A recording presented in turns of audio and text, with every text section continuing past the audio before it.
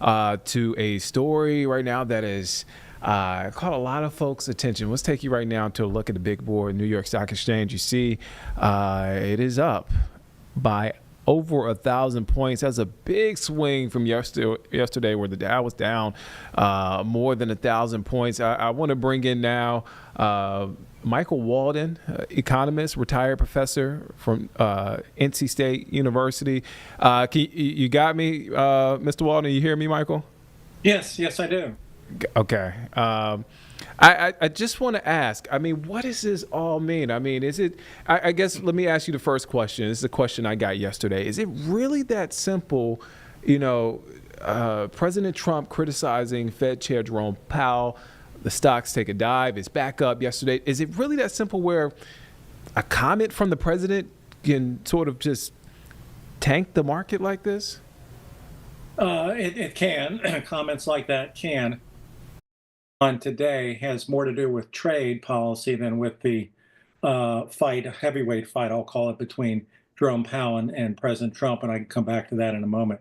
But today we've had I think, some positive news on trade and tariffs, and that we've had some reports out of Washington that several countries have been talking in earnest with the administration to forge a new trade agreement between those individual countries and the U.S.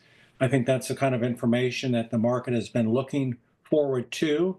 Now, this could be simply the fact that the market is up today, and of course, we don't know until the end of the day whether it will be up. But this could be a one-day thing, or it could be the start. If we continue to see some news out of Washington that there's some light at the end of the tunnel, that the high tariffs will go away. Because I think this is all based on the president's desire to have the U.S. on an equal playing field with other countries in terms of trade.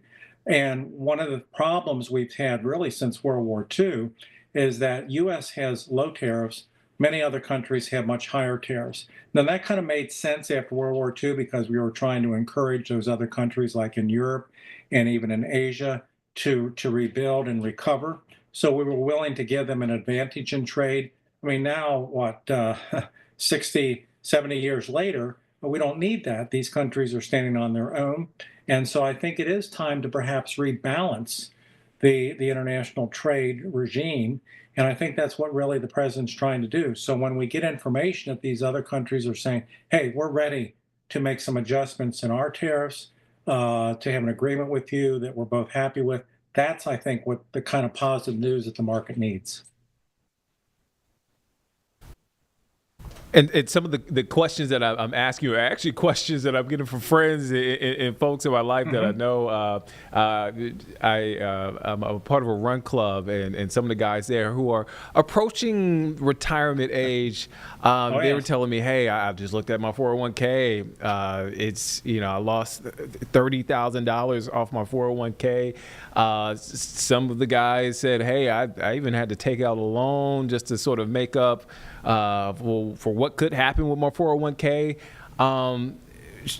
Should people just be patient? Should they wait it out? I mean, I know those guys are kind of closer to retirement age, but what should folks realistically do? Well, I get those some kind of questions. In fact, I got a question like that this morning when I was at the gym that I go to. First of all, realize the stock market is virtually impossible to predict. Number two, recognize that if you're in the stock market, it's a volatile market. It's not like a CD where you know what the percentage you're getting. I recommend that people who are beginning to save for retirement definitely have some money in the stock market. I also like your portfolio to be diversified, that is, have some stocks, have some bonds, have some very secure things like CDs, have maybe some real estate, and you don't have to go out and buy a house. They'd be in real estate. There are real estate investment funds that allow you to get to that. But obviously, whenever something like this happens, people are upset. I've seen my stock values go down. But what I would tell them is simply write it out. The investment in the stock market is a long run process. I think as we look ahead, I as a professional economist still see very positive things for our economy long run. Now, the people that have the most difficulty are those who are wanting to retire, like the gentleman I talked to this morning. He said, well, I was planning to retire next year, and gosh, maybe I shouldn't. And I told him, well, maybe you shouldn't. Maybe you should wait until things come back and then retire.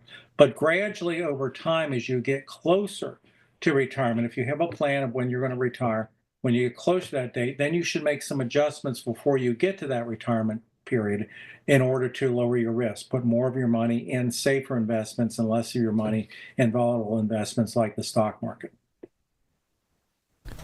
Yeah, I was just about to ask you that. You said put your money in safer investments. So, look, I'm 34 years old right now. Oh, God willing, I still you're have a some young, time. you're a young man. Still heavily in the stock market. And I didn't mean to imply that someone right now, like the gentleman I talked to this morning, I didn't tell him, hey, go out and sell your stocks and invest in CDs. No, I'm saying that when you, in a normal time, probably at least I would say 10 years out from retirement, that's when you should begin to make in your investments, make some change in your investments to move toward more safety, less volatility 10 years out. But someone age 34, you've got oh, probably decades and decades ahead of working. Yeah, you should have a substantial part of money in the stock market. It will come back. I'm assured that I'm certain it'll come back.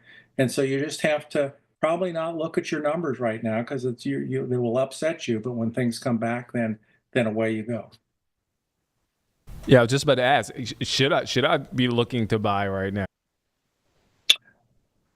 Again, I'm not a fan of making these kind of decisions based on assessments. Oh, the market's down, the market's up. I don't know how to do that. I think you make as many mistakes as you do positive hits. I think the plan you should be on is one where you are putting money in on a regular basis in your investment portfolio. Again, that's going to be divided out up into different kinds, levels of risk for stocks. And don't look at now or any time as a good time to buy or a good time to sell. You may have some hits when you do that, but you'll probably more than likely have some misses also. So what I'm saying here is, if you were saying I'm going to contribute $1,000 a month to my retirement portfolio, then just do that on a regular basis, $1,000 a month, and have it spread out among your portfolio with certain percentages. And you can get books. In fact, I wrote a book about this. You can find on Amazon of how to spread your money out in terms of investment, different kinds of investments. Ladies and gentlemen, that's Michael Walden. I get a little bit smarter every time, every time you come on the show. Well, thank you. I appreciate that very much. Thank you for your time this afternoon. We'll be sure. I mean, this is a story that's not going away anytime soon. So you're always welcome back. We're going to have you back on the show. My pleasure. Look forward to it. Thank you. Bye bye.